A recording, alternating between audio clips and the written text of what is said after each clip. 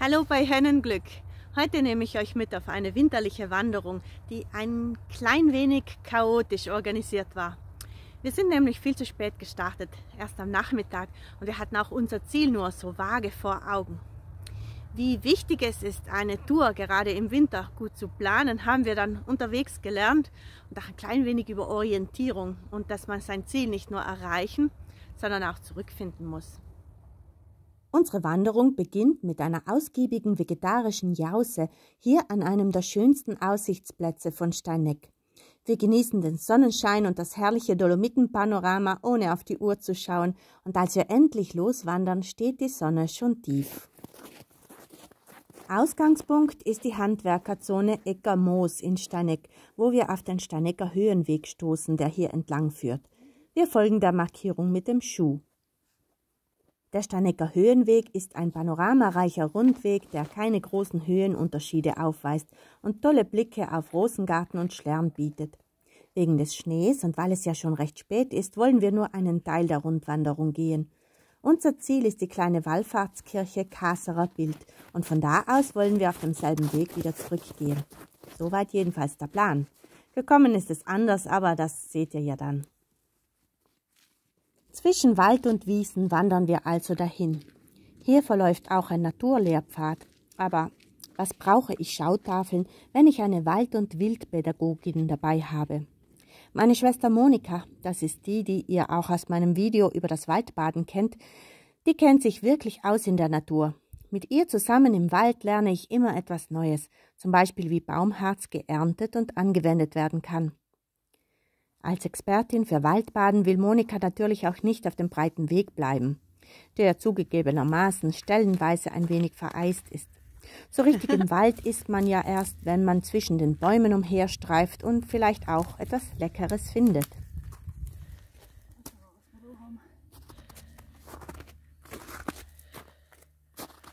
Sag mal her. Ja. Wacholder. Wacholderbeeren. Ja. Stärken, hä? Ja. Weiter geht's durch eine schattige Senke. Wir befinden uns immer noch auf dem Steinecker Höhenweg mit der Schuhmarkierung. Es kann also, auch wenn langsam Schatten heraufkriechen, nichts schiefgehen. Womit wir nicht gerechnet hatten, waren die anderen Wege und Straßen, die hier immer wieder kreuzen. Ein kurzes Stück geht es eine schmale Asphaltstraße entlang. Hier haben wir auch ganz viel Komorebi. Das ist das japanische Wort für Sonnenlicht, das durch Bäume gefiltert wird. Ein Begriff aus dem Waldbaden. Wunderschön. Leider ist es auch beinahe das letzte Sonnenlicht für heute. Wir sollten uns besser beeilen. Wir kommen wieder in offene Landschaft hinaus und dürfen einen Blick auf den Schlern werfen. Der 2563 Meter hohe Bergstock ist eines der Wahrzeichen Südtirols und sagen zufolge ein Hexentanzplatz. Auch Rosengarten und Lattemar grüßen uns über den Wald hinweg. Hier am Tschick, dem höchsten Punkt von Steineck, gibt es ein grandioses Panorama. Aber wir müssen dringend weiter.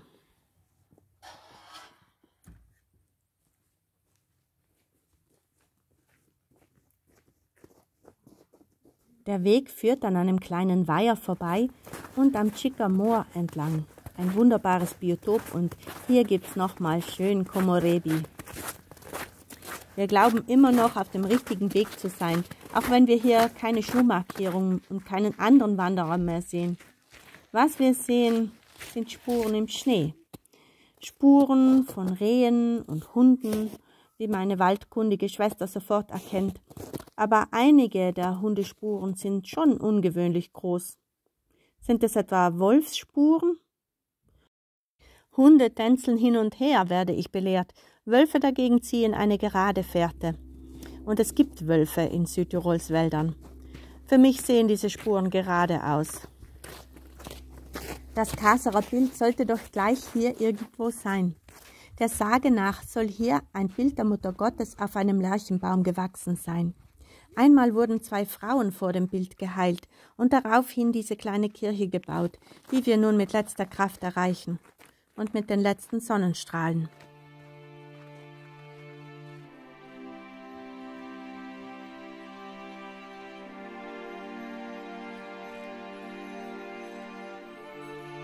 Ich denke mit Bangen an den Rückweg im Dunkeln und an Wölfe. Und außerdem wird es jetzt empfindlich kalt. Während wir noch nach einer kürzeren Alternative zum Zurückgehen suchen, kommen seitlich aus dem Wald 2 Spaziergänger hervor und zufällig sind es Bekannte von uns. Sie waren auch hier wandern und haben direkt am Kasserer Bild ihr Auto geparkt. Sie nehmen uns im warmen Auto mit und nach 5 Minuten sind wir wieder zurück am Ausgangspunkt. Ob da wohl die Kasserer Mutter ihre Finger im Spiel hatte, wer weiß. Wir sind jedenfalls froh und dankbar, dass uns der lange Rückweg im Dunkeln erspart geblieben ist. Und mit dem schwindenden Tageslicht hat sich übrigens auch mein Akku verabschiedet, deshalb gäbe es auch gar keine Aufnahmen vom Rückweg. Allerdings habe ich ein paar entfallene Szenen für euch im Anschluss. Schauen, dann wisst ihr auch, warum der Akku nicht gehalten hat. Wenn euch das Video gefallen hat, dann lasst den Daumen hoch gehen, schreibt mir Kommentare, teilt das Video und abonniert meinen Kanal. Wir sehen uns bald. Danke fürs Zuschauen. Tschüss und viel Spaß mit den Outtakes.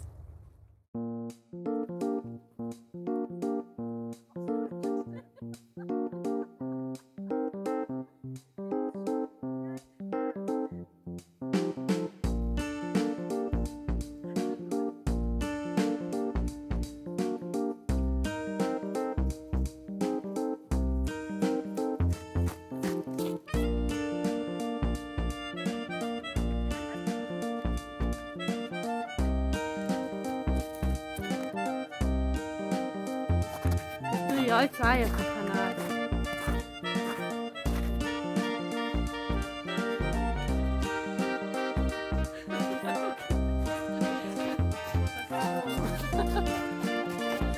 Wir sind nämlich viel zu spät gestartet und du hast schon vergessen.